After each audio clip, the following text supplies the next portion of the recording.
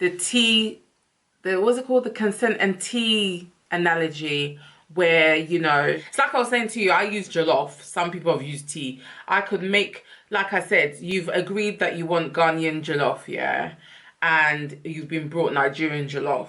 That's not what you agreed to. And so the fact that the person's gone and prepared it, put all the spices in it, made it cook, and then overcook so that there's a smoky, burnt taste to the Nigerian jollof, and they've come to you and said, take it, it's delicious, it tastes nice and burnt. You don't have to take it. You're not in any, you're in your right to resist, you're in your right to say no, you're in your right to reject, you're in your right to say no. Basically, you're in your right. And the person who's cooked it might feel hurt that they've put all that energy into burning the rice and them things there, but it's not your business. You don't have to have it. Hi there, sexy slayers. How you doing? Yes, that is you, sexy slayers. That's the name that I'm going to be calling you from now on. I've decided. Okay, this is Sylvia A, AsAmIMUA, and this is the 4th episode of Sex and Slay with AsAmIMUA. Okay, first of all, let me thank you for everybody who's watching my last episode. If you haven't already, I will put a link somewhere below or on top or somewhere. Today's topic is going to be about consent and coercion when it comes to sexual activities. Before I get into all of that, firstly, I don't know what happened to my Instagram, but my Instagram was either hacked or it was disabled by Instagram themselves. I don't know what's going on here, but the long and short of it is I've had to change my Instagram. My Instagram is now called Sex and Slay, which is SEXN Slay, SLAY, with AsAmIMUA. Okay, that is my new Instagram page.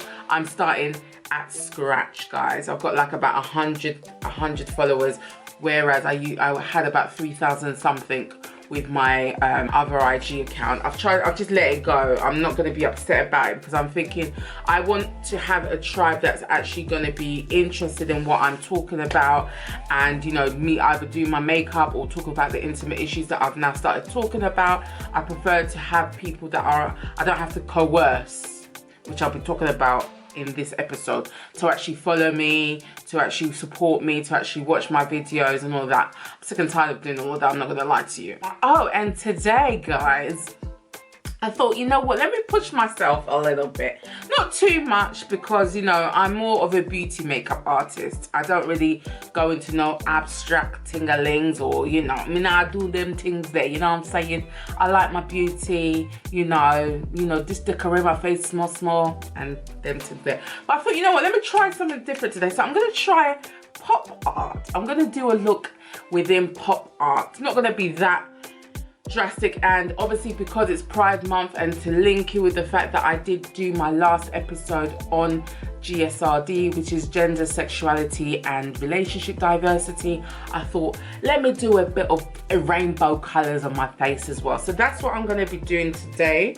Hope it's going to come out all right. I've never done a pop art look in my entire life, so let's do this. And also, oh my gosh, I should have said this before, I don't want to trigger anybody. I'm just going to let you guys know that I might be talking about, you know, different, I won't be describing any like assaults or anything like that, or any examples per se, but, you know, I don't want to trigger anybody. But, you know, like I said, I am going to be talking about coercion. So some people might not even realize that they've even been coerced into doing things that they might not necessarily have done if they weren't convinced to, if that makes sense. So yeah, we'll be touching on those things today, just to let you guys know, right? So yeah, guys, the reason why I wanted to do, or I thought it's best to do an episode about consent and coercion and all them things there, is because of the fact that with me training to be a makeup artist, no, I'm already that. With me training to be a sex therapist, I will be getting clients who might have low desire or low arousal, or could be asexual and things of that nature. And I would be having to help them to set boundaries in place with their partner or whoever it's with as to what they would allow. And that's something called the wheel of consent, where, you know, a client will be happy to give some sort of a sexual favor or some sort of a sexual whatever and take some sort of a sexual whatever, and vice versa. So, but consent runs along everything we do in life. It should do anyway. So basically what I wanted to start off with is just talking about how, you know, sex is actually even viewed, like from when we're babies, like the sexual scripts that we are given as, you know, boys and girls tends to be very different. Like women or girls should, you know, not want sex, and we should hold back off, you know, giving guys or giving it up to guys and things of that nature. Boys are like predators when it comes to, you know, sex. And so it always seems like, you know, the man is the enemy kind of like thing. The woman is the female is the object when it comes to like sexual conquests, and girls must present themselves in like a, you know, sexualized way basically to prevent guys from being tempted and all that stuff, which is nonsense, because at the end of the day, men and women and everything in between can control themselves when it comes to sexual urges. They don't have to act out if they feel a certain way, or they, you know, are getting turned on, or all of that stuff. Do you get what I mean? So that's all heteronormative societal messages that we've been shown through adverts, through films, through shows, through music, through storybooks. You know, it's always been that way, that, you know, men can't control themselves, which is absolutely ridiculous. There is definitely a heteronormative view of sex that, you know, men is for men, and, you know, women are objects, and, you know, women are objectified in a lot of things.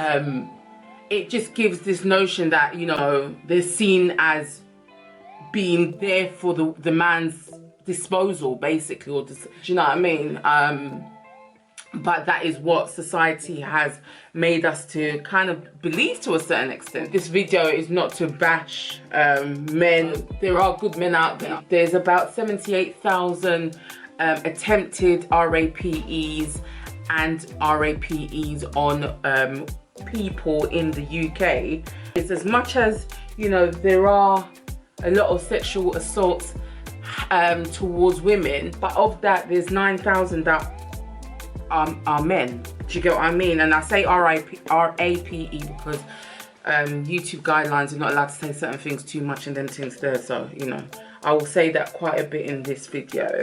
And as I was saying to you, there have been cases where men have been assaulted and taken advantage advantage of in a sexual way. I mean, so that, but you know, I'm not here to bash men, I'm not here to bash women, I'm here to just talk about things that can affect all genders, okay? And sometimes, like, even when, because the thing is, like, there's people that are like natural, you know, naturally tactile, naturally wanna show their affection for somebody by holding them, hugging them, touching their leg, all of them things there. As much as it is done out of love, it can cause the person that it's actually being done to a bit of discomfort, because maybe they don't like being touched, they don't like being, you know, they just don't want to be touched. It's not by force, you know what I'm saying? And let me just tell you a little story about when I realized, yeah, I don't even hug people like that. I hug my friends and them things there, yeah, that's cool. But I'm not necessarily a hugger like that, do you know what I mean? But I remember I had literally just finished my very last, oh my God, it even makes me cringe thinking about it. I shouldn't laugh, but it's just a good thing I'm never seeing her again, let me not lie to you. But, so basically I literally had just finished my very last counseling session with my old therapist, and you know, this was literally the last day. She was, you know, saying it was nice to work with me, blah, blah, blah. Saying it was nice to work with her, blah, blah, blah, all them things there. And I got up here and I hugged her. And guys, the stiffness that I felt in the woman, she was just like that. She didn't move, she didn't hug, and I thought, I walked out of the room and I thought, nah, that woman's not a hugger, is she? I've kind of stepped a boundary with her. She didn't, because we've never spoken about hugging. She's never touched me. I'd never touched her, none of that. But I thought, come on, man, it's the last day. Let me give you a hug. Let me just, nah, she weren't having it. And that really, every time I think about consent through my own research and obviously what I'm doing now in my course, I always remember that day because, yeah, that is what made me realize, yeah, you need to ask people for consent for touching them in any type of way, guys, because some people just don't want to be touched. They just don't. And I learned that day that, yeah, it's not everybody that that needs touch. I still cringe, even thinking about it now. I really do cringe because it's like, all I wanted to do is just show her my appreciation for whatever work we've gone through. But nah, she weren't having it, guys. She just weren't having it. If I had just, or if that boundary had been put in place, like when we first started our work together, maybe I would have realized, nah, she's not a hugger. When we're finishing, when it's the last session, don't bother hug her, just go about your business. It was nice knowing you, see you later. I would have known that, but I didn't because we didn't put that in place. And I could have easily felt rejected or whatever, but it's not about me. It's not about me in that respect. Do you know what I mean? It's about what we have to be mindful of how our behavior can affect other people. Because we might feel a certain way about hugging or touching or whatever, that doesn't mean everybody else should do, and it's okay if they don't. It's not about you feeling rejected and none of them things there. It's not about that. Okay, I felt shame, guys. Let me not lie. It was shameful. I felt shame. That's what I'm saying. I'm just happy I've never had to see you again. It was just, yeah, it was just the most awkward thing. But like I said, she's just not a hugger, and it's not by force. You know, I don't know why she doesn't like hugs, but if she had, let me put it this way, just to link into what I'm going to be talking about. So if we had written a contract saying, okay, no hugging, and I decided when I was leaving, I was gonna be like, oh, come on, it's just a little hug. Please, come on. Let me just hug you. I would be coercing her into something she's already told me she doesn't want to do. So coercion, by definition, sexual coercion is the act of using pressure, alcohol or drugs or force to have sexual contact with someone against his or her will, and includes persistent attempts to have sexual contact with someone who has already refused. So if I was to give an example of this, a guy whose partner has already said no, they don't want to have sex, and he says, oh please, or he says something like, oh, let me just put the tip in. Guys, I don't know how many of you have heard this. I've heard this even in songs. I've heard that even in songs. That's coercion. Guys, and forgive me if I'm not trying to make light of any form of type of, you know, sexual offense or anything like that. That's not what I'm going to do, but I kind of want to make it relatable to people who might not have been in this type of a situation before, or might have been but didn't realize they've been in this type of situation. So I might relate it to different things. I might relate it to food. I might relate it to different types of behaviors, kind of like things. So imagine if you have adamantly said you just want Ghanaian jollof, and then lo and behold, you have been served Nigerian jollof. You did not ask for that. You asked for Ghanaian jollof, and you've been served Nigerian jollof.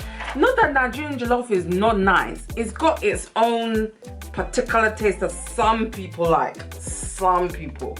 But you yourself, you like Ghanaian jollof.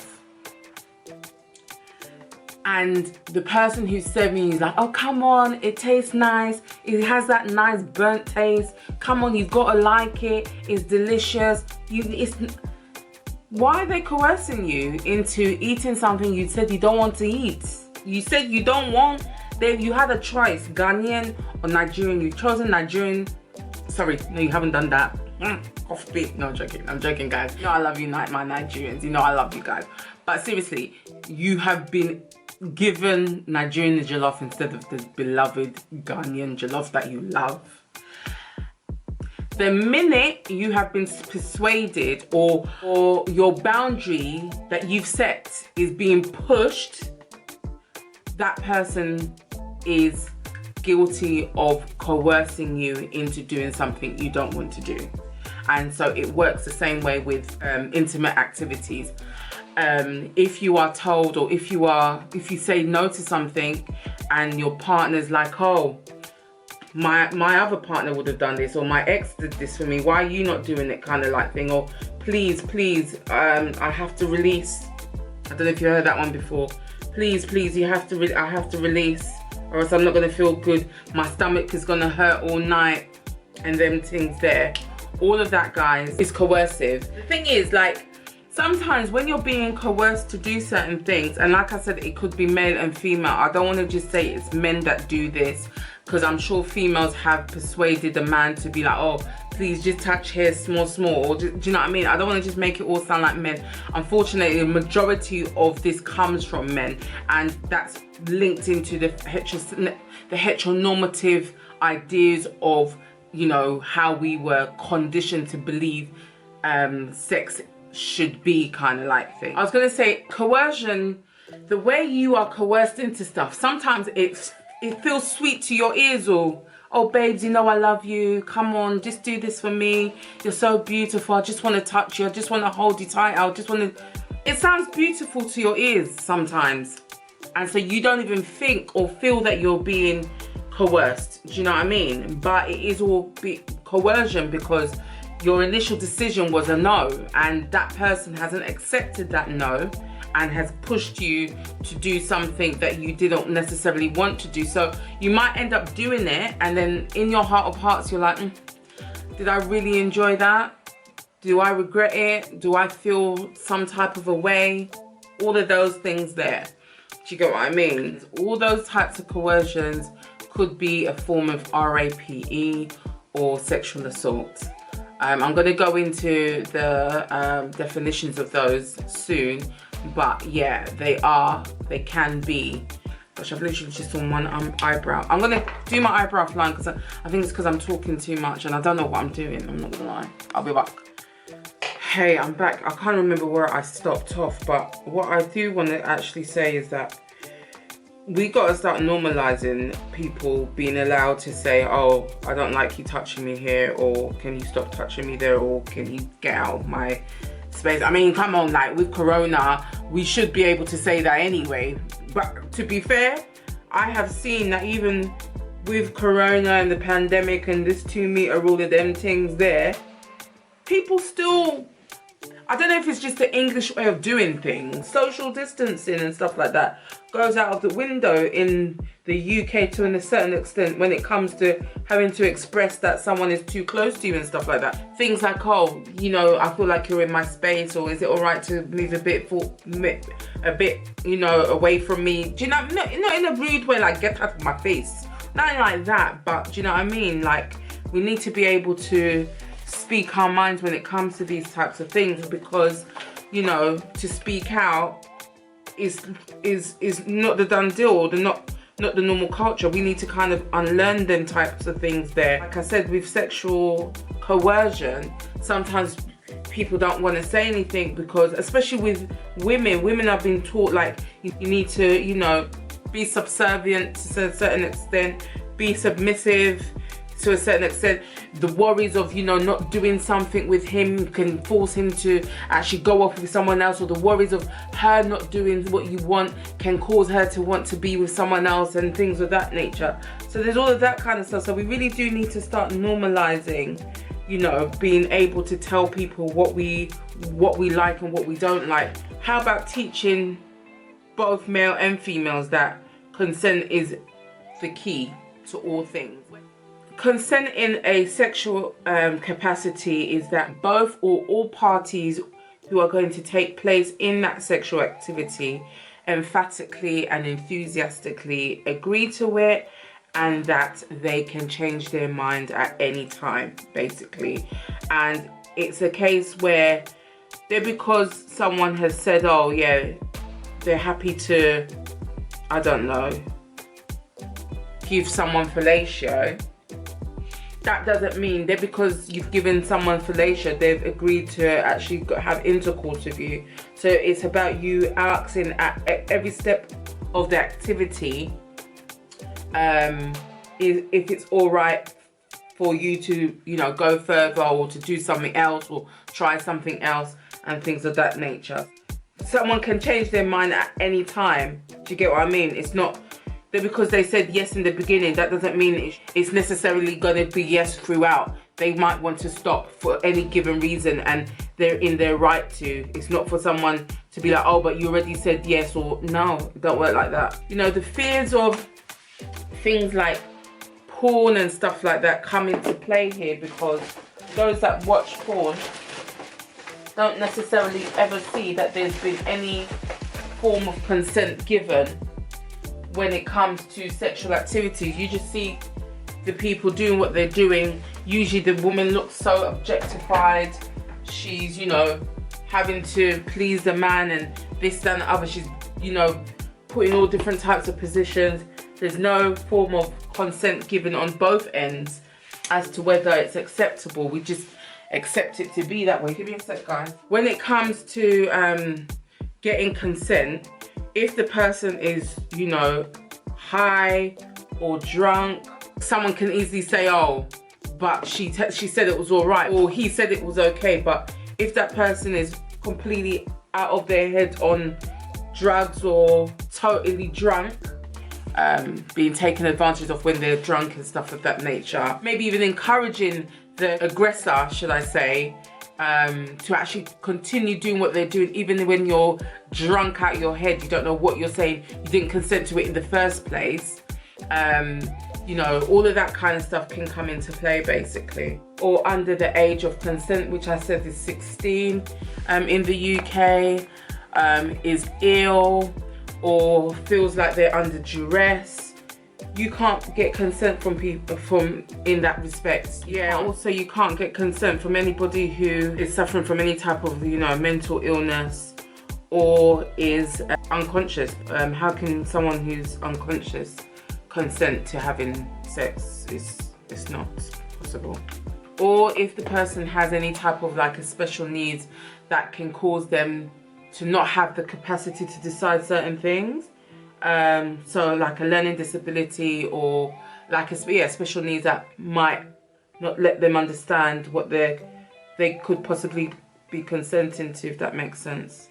Also, like if there is any type of like power imbalance, so like let's just say maybe a therapist and a client, or a pastor and someone in the congregation, a teacher and a student, you know, if there is any type of and we hear it, like, I don't know if you guys have heard different stories of teachers, and usually they're women as well, you know. I've heard them about American teachers and also about English teachers who have taken advantage of kids that are like 13 or 14 years old and things of that nature. Yeah, just recently actually, if I'm remembering rightly. So yeah, it definitely does happen, and it's not just, you know, men who are perpetrators of certain things, do you know what I mean? Just because someone has allowed you to kiss them at a party, that doesn't mean, you know, if they invite you home, they want you to have sex with them. It has to all, like I said, be discussed. So it has to be agreed at every stage. at every episode, just so that we're both clear as to, you know, what's going on and what's going to happen and things of that nature. And like I said, if the person chooses that, you know, they actually don't want to carry on or they don't feel comfortable, they're in their absolute right to, you know, stop it at any stage without feeling any type of guilt, any type of way, because, you know, it's your body. Do you know what I mean? So, yeah. This can happen, like I said, it can happen within marriage, it can happen within a monogamous relationship, it can happen within a polyamorous relationship, it can happen within a queer relationship, it can happen within a, did I say polyamorous already? I'm trying to remember what I said in my other episode. Make sure you go and check that one out as well. Consent runs through every relationship, every type of relationship, every form of relationship. It runs through it. It's not just for heterosexual relationships, and gay relationships have to work themselves out. No, it works across the board. Yeah, across the board. Don't forget that. You know, consent, getting consent. It might seem like a boring form of discussion of, you know, getting a clipboard out and saying, oh, will she let me touch her hair, or will he let me touch her, and ticking it off. But no, it's not really, it doesn't have to be that anal. Do you know what I mean? You might have to discuss about anal as well in that way, you know what I'm saying? No, but seriously, it doesn't have to be that, you know, monotone, for want of a better word. It can be in the moment, but it has to be accepted if the response is no. Do you get what I mean?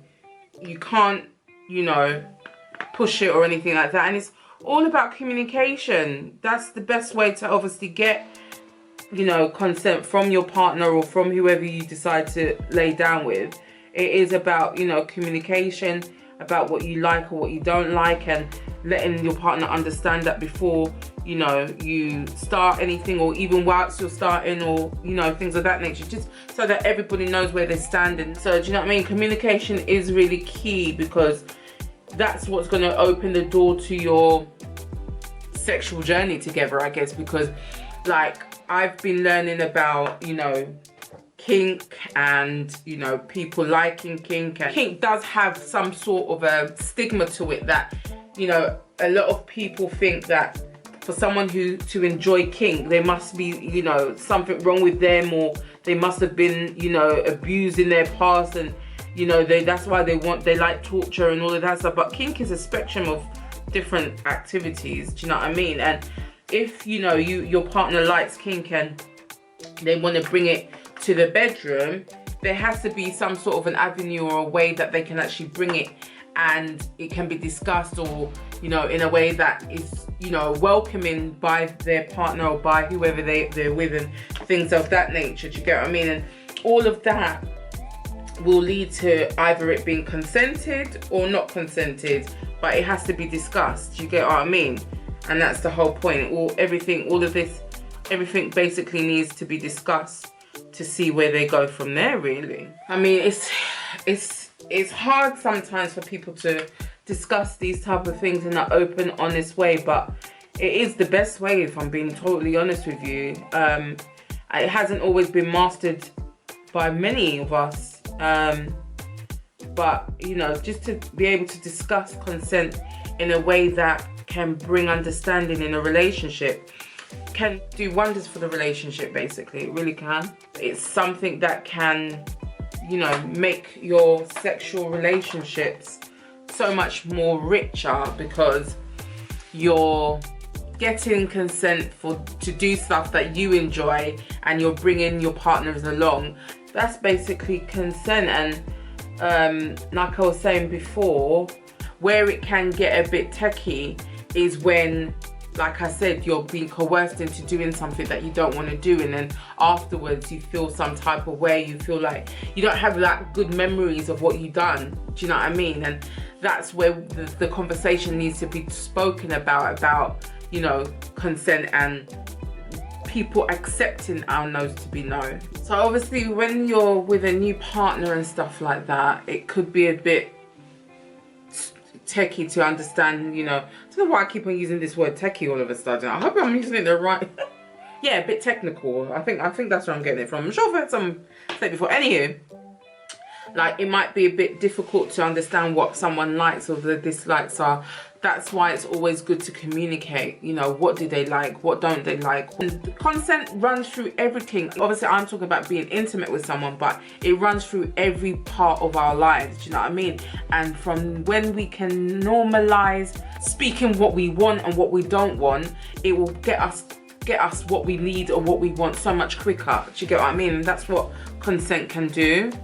See, with knowing your partner, if you are doing something that they don't enjoy, it's easier for you to understand their body movements, or maybe they're not as enthusiastic when you do certain things, and then you can then again stop, find out, is everything all right? Should I continue? Don't you like it? Shall we try something else? All them things then, that all comes from communication.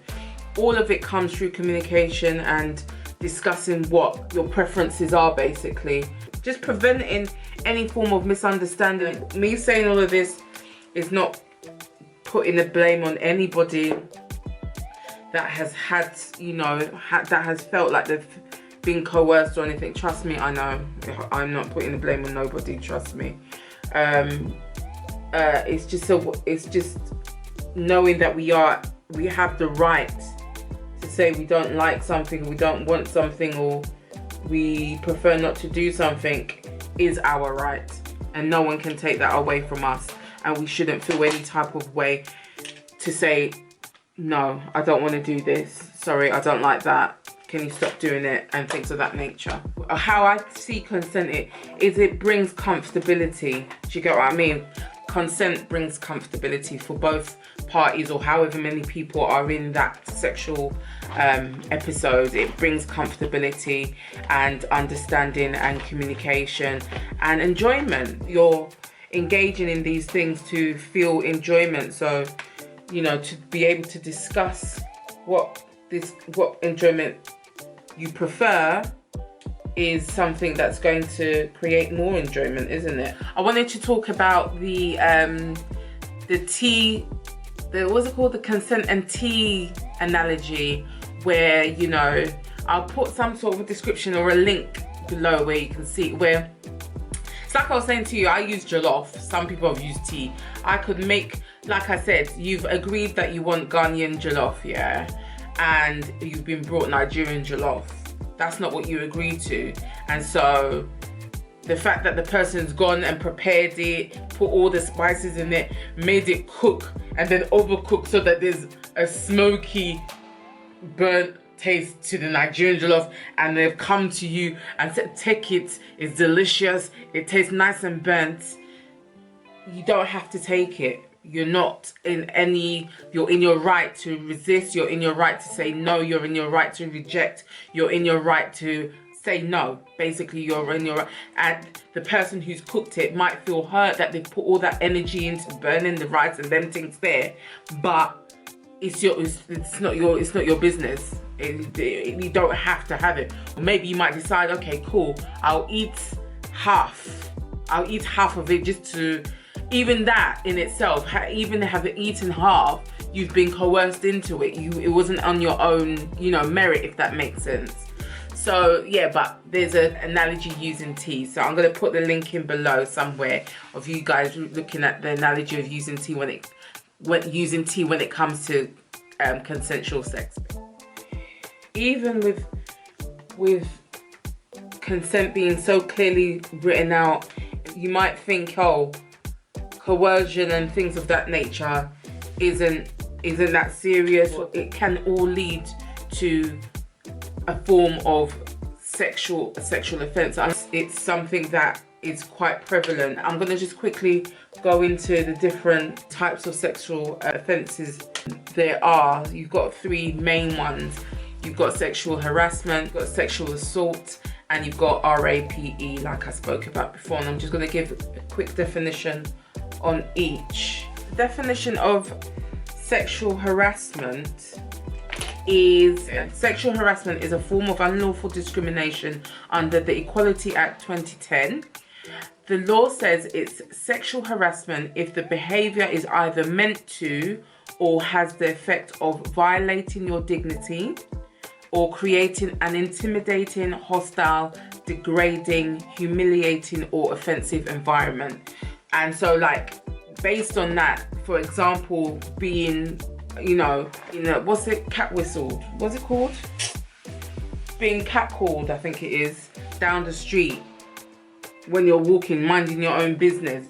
Anything like that causes any type of humiliation. You feel intimidated. You might feel like you can't, talk back and things of that nature. All of those types of things is harassment. When someone makes a comment about your appearance in a derogatory way, like whether the person didn't realize they were actually harassing you or not, doesn't matter. If you feel some type of way, that's harassment. It can happen in any type of a context. It could be at work, it could be at home, it could be at parties, someone touches you or says something to you derogatory. That's all harassment. Someone, like I said, wolf whistling, not cat whistling. Wolf whistling, that's sexual harassment. There's a lot. Sexual assault is when a person is coerced or physically forced to engage against their will, or when a person, male or female, touches another person sexually without their consent. Touching can be done with any part of the body or with an object. So that can be an array of different things, basically. I want to describe how the Sexual Offences Act 2003 describes RAPE, and it's a statutory offence in England and Wales. The offence is created by Section 1 of Sexual Offences Act 2003. A person A commits an offence if A, he intentionally penetrates the vagina, anus or mouth or another person, which is B, with his penis when B does not consent to the penetration. 1 in every 5 women and 1 in every 25 men have experienced some sort of sexual offence, and it can have such detrimental effects on somebody that's gone through something like that. It can cause so many different types of mental torture for somebody, because it's a violation of them. It's a violation of what they wanted. It's a violation of what they agreed to. It could have been through so many different ways that the offence took place. Do you get what I mean? Now, the law when it comes to consent is very clear.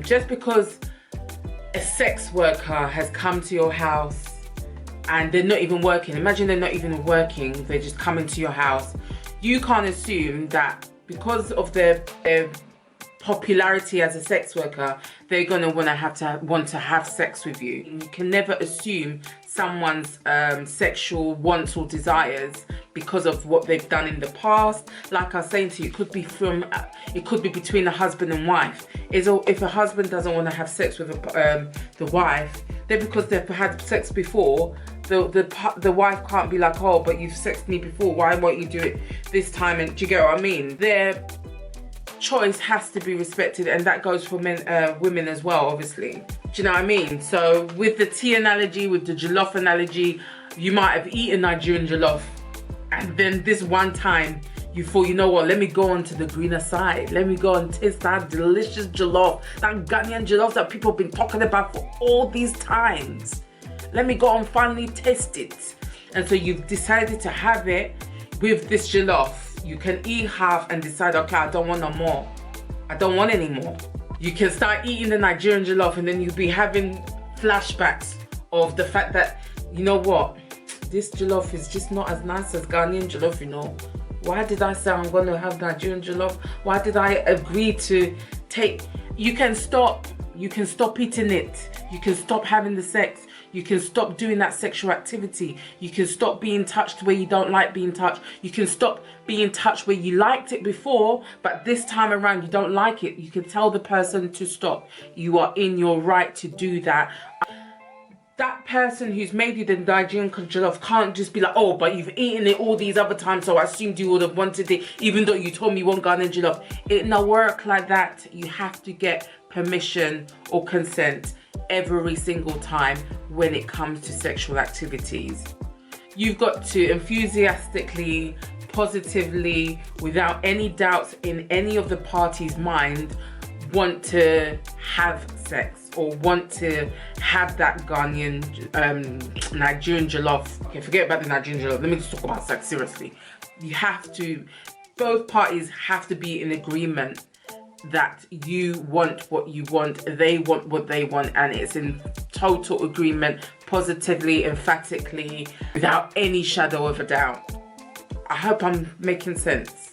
One of the main reasons why I wanted to do this, well, there's two. Like I said, obviously because of my course, but another reason is because I watched I May Destroy You with Michaela Cole, and I love that woman. I love her, and she's my Ghanaian sister as well, so I love her even more.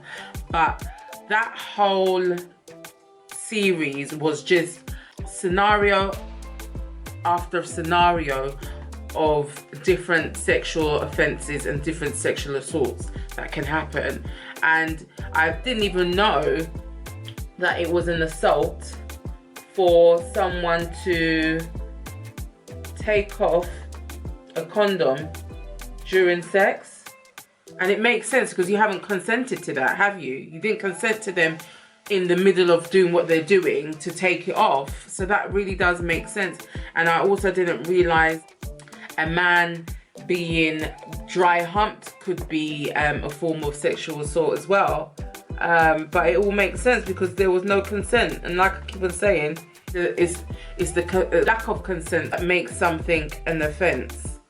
Do you know what I mean? I mean, if you guys haven't watched I May Destroy You, I literally binge watched the whole thing last week, and it's just a piece of art how different scenarios of sexual encounters that push the boundaries of consent and that are non-consensual are shown. And the thing is, you know, a lot of people don't like coming forward when they feel like they've been sexually assaulted.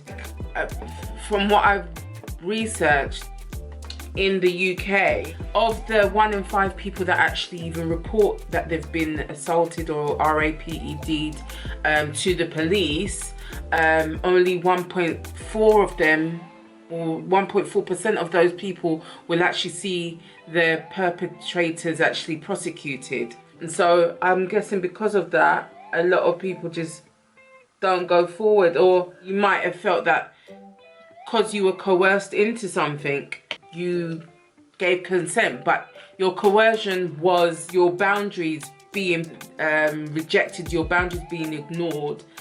Another thing I want to say before I continue is that with how we are conditioned to see RAPE, it's like a violent act towards somebody, but sometimes it's not. It could be, like I was saying to you, one scenario of consenting to actually having penetrative sex, and then during that sex the person takes off the condom.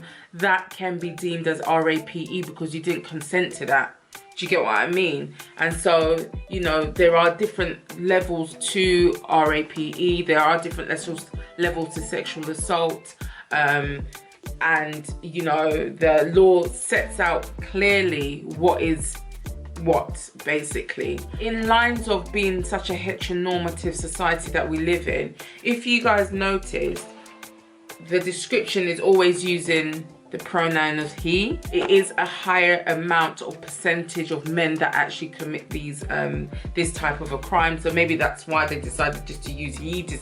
I don't know, but you know, women are also able to commit rape. Where the grey area is with that, or where a man might feel guilty in that respect, as if they actually felt aroused when they were actually getting assaulted. And one thing I will have to say, and I want to say now, is that when you are being assaulted or anything like that, your body biologically can respond to it even if you don't want it to. So that's why a lot of people live with so much guilt, so much depression, so much thoughts of, you know, blame, because they reacted to the assault, and not understanding that their body can do that without them doing or enjoying or anything of that nature. And it's also understandable why someone wouldn't want to actually report such a thing happening. Firstly, you might not want to be seen as a victim, but also on top of that, you know, to actually go into court, see the perpetrator and have everything rehashed in court and be seen, or have the defendants, you know, solicitors try and make you seem like you're lying, or, you know, victim blaming and all that stuff, can cause a lot of trauma to someone who's been brave enough to actually speak up. So it's understandable why a lot of people haven't felt, you know, confident enough to actually speak up. With the Me Too movement that happened, I think it was in 2018, with everything coming out about Harvey Weinstein and what's his name, the one who was with Ghislaine, whatever her name is, Maxwell. With all of that coming out, I think it gave a lot of people a lot more confidence to speak out. I don't know one person who hasn't been affected.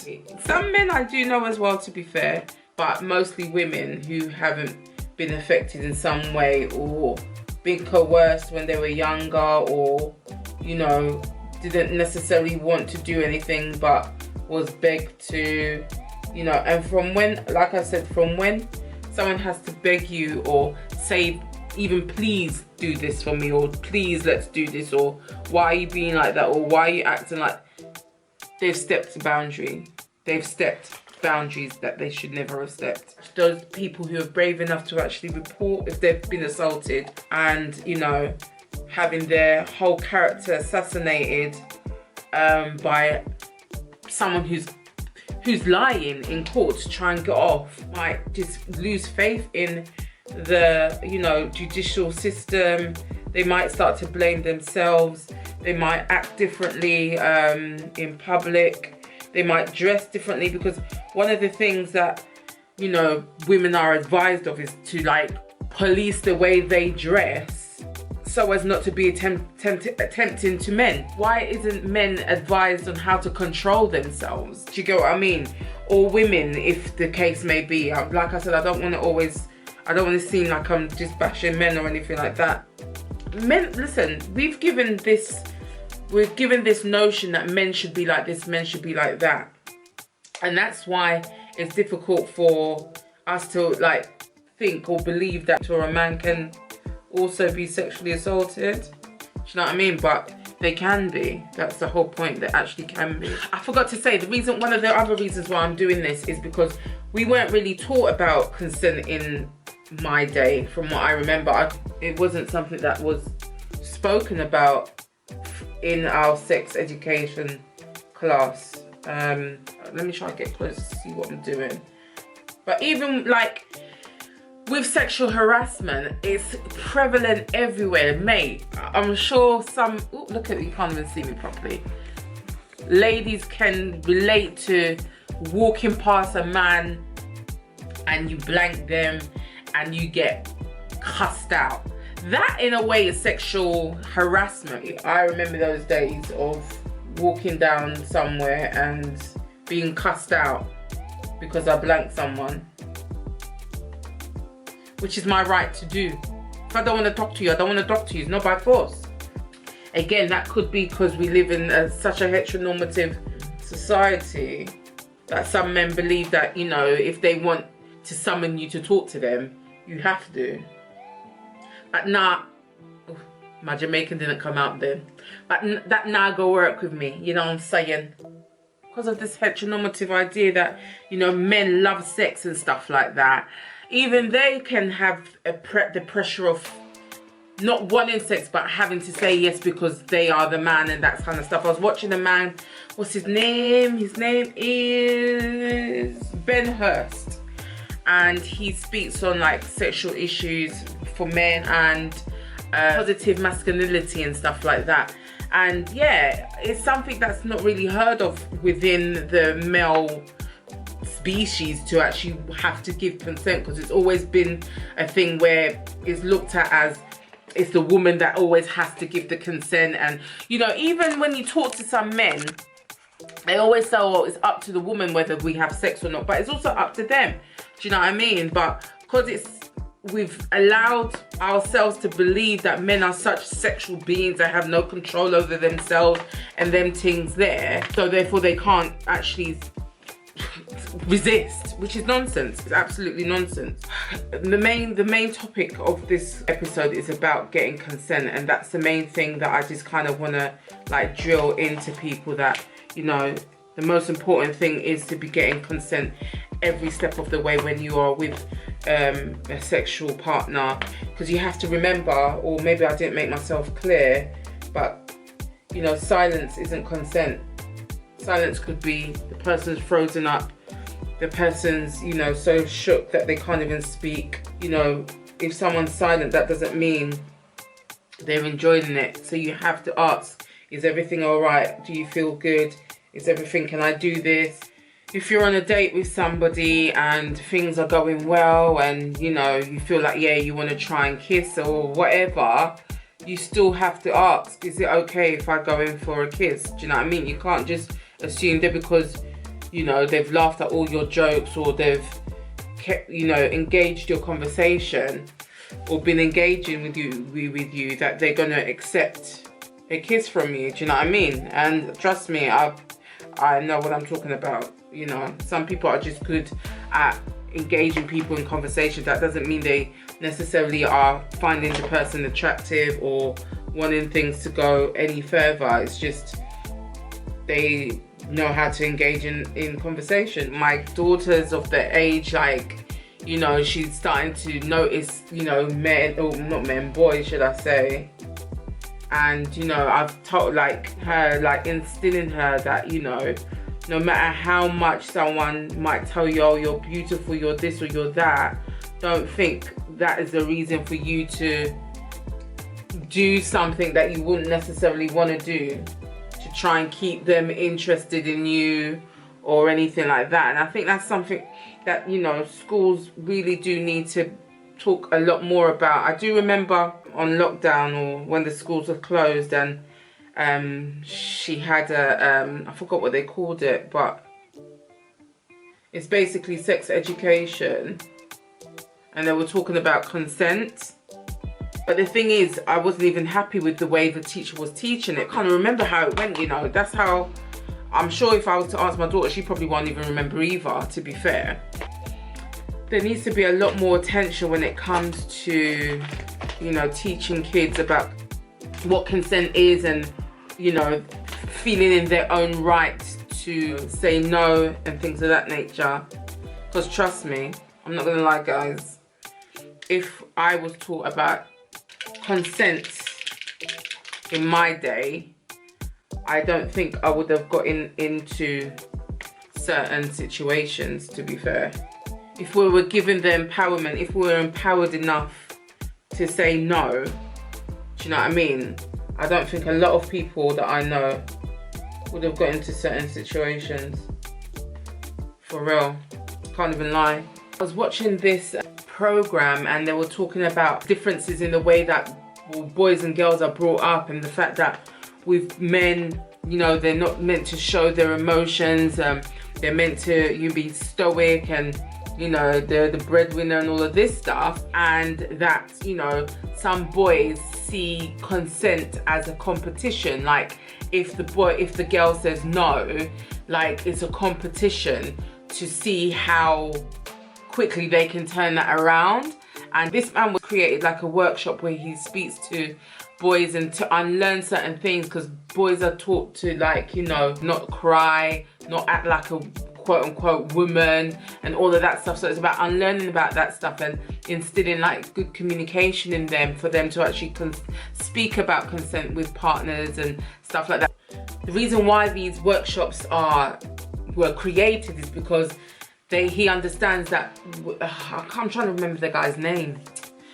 He understands that young people learn from each other. So, like, you know, you're gonna want to try and mirror what your friends are doing, and if they don't think that consent is necessary or they don't take it seriously, you're gonna naturally, to some extent, follow through with that type of mentality. Do you know what I mean? And then that toxic form of masculinity will continue to kind of reign, kind of like thing. It's definitely something that's needed. Do you know what I mean? We've, like I said, we've all grown up with sexual scripts to make us believe that, you know, a girl should be like this and a guy should be like that and stuff like that. Look at me, I should be doing my makeups and I'm talking without doing it. And I don't know if you guys have seen this meme. I'll try and find it and put it somewhere, where the pictures of a boy crying and the mum is like, oh, if you cry, you're a boy, you shouldn't cry. And then that same boy as a man, and the wife or the partner or whatever is saying, oh, why don't you show your emotion? Do you know what I mean? So it is the fact that, you know, boys have been told from young, you're some way if you show your emotions and ting-a-ling-a-ling. And they've been told not to express their weaknesses and stuff like that. All of that can cause them not to understand how to communicate their feelings, how to communicate what they want, how to understand and listen to other people and what they want. And it's just created the amount of toxicity that we see in society today.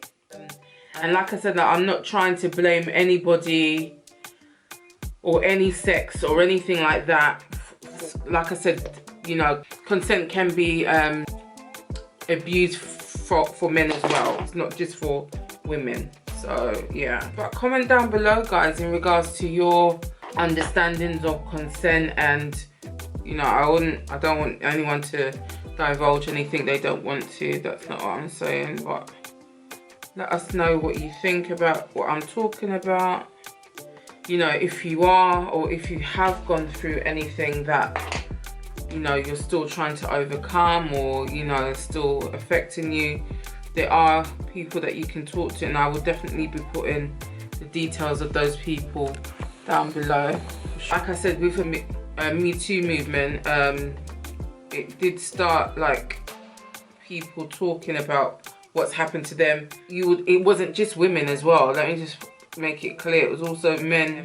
And bear in mind, like I said, it could be a man that felt taken advantage of by another man, if it's like a gay relationship, or it could be a man who felt taken advantage of by a woman. I think that's what we need to realize has happened to men as well, and we have to be sensitive to that and not, you know, deny that or belittle that, because that's what causes men to not want to come forward if something happens. Do you know what I mean? I can understand a man not wanting to come forward and say, oh, I've been sexually harassed or sexually abused by a woman, because society has made it seem like, you know, you're a man, you should actually oblige the person because you're a man, and you're meant to love sex all the time, anytime, whenever, whatever. It doesn't work like that. Men have control of their sexual desires as well as women. I kind of did this look to also make people understand, as much as I'm trying to explore different types of, you know, makeup and stuff like that, I also done this look to make people understand how people that go through different types of sexual crimes and not feeling that they want to actually come forward and, you know, report it or anything of that nature. This is literally how some people actually feel beneath the makeup, beneath, you know, the laughter, beneath the making people think, oh, they're okay. This is how they're feeling. People who are living under the guise and the fear of being sexually assaulted, or having been sexually assaulted before. If you have been affected by anything I've been talking about today, know that I stand with you. If you have been affected by anything I've been talking about today, you know, I would always advise to seek some sort of help, some sort of therapy, and not be crying like this inside if that's how you feel. Guys, my battery's gonna run out. I'm gonna try and finish this real quickly. But today I've been talking about coercion, consent, and what they both are when it comes to the legal definition. I've also spoken about different forms of sexual assault. So guys, yeah, I'm gonna end this video here. I did this look to represent so many things. Like I said, I also done this look to celebrate Pride, because it's all different rainbowy colors. And that's it, guys. And guys, comment, like, share, subscribe. Guys, share this. I do want to make this a point of conversation. I'm gonna love you and leave you. Take care, and see you in the next episode of Sex and Slay with AsAmIMUA. Take care, my sexy slayers. You love, that's you. Take care. Bye. That's it, guys. Thank you for watching. I hope whoever watches this video gets some education, gets some knowledge, get some healing. If you have been through anything I spoke about today, I will be leaving some details of different organizations you can call. You don't have to suffer in silence.